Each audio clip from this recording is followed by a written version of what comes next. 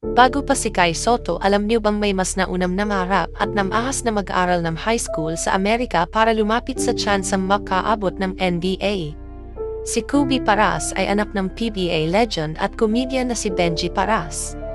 Sa murang edad ay pinakita agad neto ang galing na posibleng namana niya sa ama.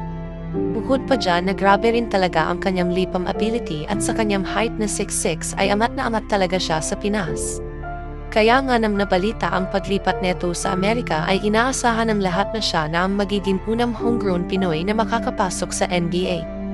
Ganito nga rin ang projection dahil naging 4-star recruit ito at isang beses pa na ankle break ang dating second pick na si Lonzo Ball. Plano na nga netong pumasok sana sa prestigious school na UCLA pero ito na pala ang simula ng pagbagsak ng kanyang pangarap. Na-deny kasi si Kobe dahil umano sa grades kaya naman nagpalipat-lipat na lamang siya ng schools na nakaapekto sa